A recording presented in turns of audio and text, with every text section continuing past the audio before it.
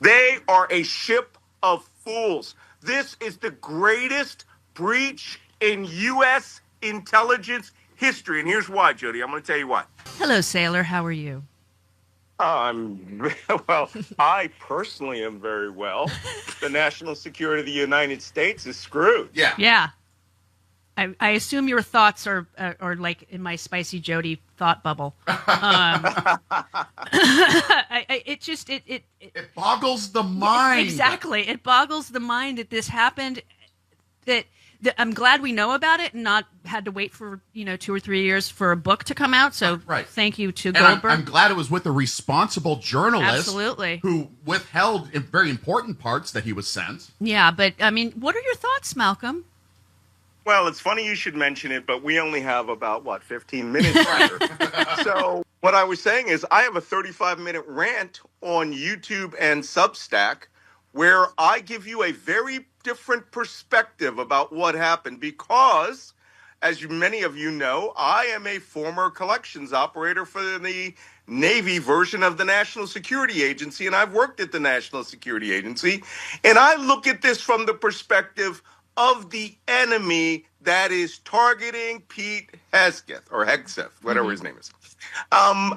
I look at it from a very different perspective, from the Chinese, the 2 Russian intelligence agencies, the Iranians, the Venezuelans, the Boy Scouts of Newark, New Jersey.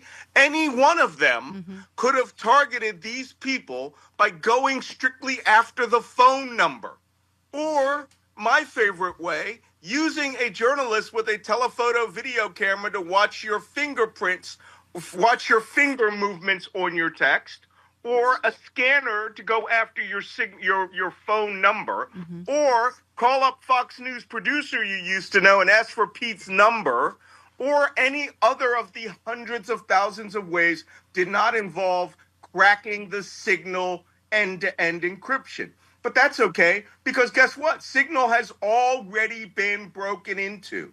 The reason why it's not a problem for the average person is because guys like me, the NSA or the Russian, Communication Security Service, or China's National Security Service, or the Danish or the Dutch, we don't care about you and your communications as individuals. We go after the tippy top national decision makers, and we put all of our computing, decryption, personal spy, human intelligence, hot chicks, at Mar-a-Lago. We put all that around you, and then we get your phone number, and we figure out what time are you calling people? What is the pattern of your communications? Who's that you're, booty calling at 3 a.m. on a Saturday morning? And then we attack them, get their communications, and break right into your phone by adding things to your phone. And you give me every person in the United States government's private phone number, like the vice president or that idiot Tulsi Gabbard, who should know all of this because she allegedly runs 19 intelligence agencies. Yeah. They are a ship of fools. This is the greatest breach in U.S. intelligence history. And here's why, Jody. I'm going to tell you why. Because if their phones are compromised, they're private phones, and I must assume they're compromised, because we would have done it. We probably are doing it. But if their phones were compromised, they were carrying them into top secret meetings, the White House, their meetings with their boo, wherever that phone was. It is a transmitter, and that's what mobile phones are. When the mobile phone era started, we could not vacuum everything. So we started selective targeting of key individuals so that we wouldn't have to sift them out of the giant vacuum cleaner in the sky. This man, all of those people, their phones are compromised. Everything they have ever said in secret was either monitored or they know about or can get access to. We are so screwed here. Oh, I feel so much better now. Good night. Your comms are secure. No one's going after me. Well, I don't use Signal, so I'm not concerned. Yeah. Otherwise, I might have been on that chat. Right. I have friends of mine that are reporters going, hey, am I not important enough to have been on that chat? Right. But it's my thought is that they're using Signal, and a lot of other people are saying that they're using this in order to keep things out of, for FOIA reasons, to keep things out of the Government Records Act, basically. Do you think that's part of the malice of them using Signal too? Oh, sure. But I think it's simpler than that. Okay, let's Occam's razor this thing. Okay. It's as simple as this. The reason they're using Signal and their private telephones, and I'm going to use a professional technical intelligence term. We actually have a term for enemy communicators who are trying to keep things out of our sight and purview, but they don't due to internal errors or mistakes. The reason they do it is because they're morons.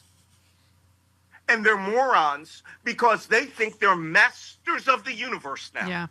And that whatever they do is secure by dint of the fact that I am talking privately to the Vice President, J.D. Vance, and he's telling me his raw opinions about Europe. Yeah. And that if it's between us on Signal, no one's going to know about this, and no one's ever going to break in. On their freaking desk are secure, cryptographically secured telephone systems the United States government has spent 100 years developing that cannot be broken. Right. But why use that when you can go to the freaking Wawa, pick up a coffee, and, text out secret war plans with Russians following you, Chinese intercept operators following you, entire space-based systems dedicated to you, right? And journalists following you, bloggers following you, your own people, your secretary out there accidentally sending your phone number or you open Signals chats and letting people know when you're available, when you're not available. The global system of spying has always been oriented to getting you, the key decision maker, to screw up. And these people are like, hey, y'all, we're in charge now. Let's just screw up so that the Russians and the Chinese know everything that we're doing. Yeah, I think the question that Michael Bennett had for Ratcliffe about the advisor being in Moscow at the time, I think that was on purpose. Oh, geez. That guy, look, when he went to the Kremlin, he either, I'm not joking about what I'm going to say next, was told, you must leave your telephone in the secure box before going into the Kremlin. And he put it in the box.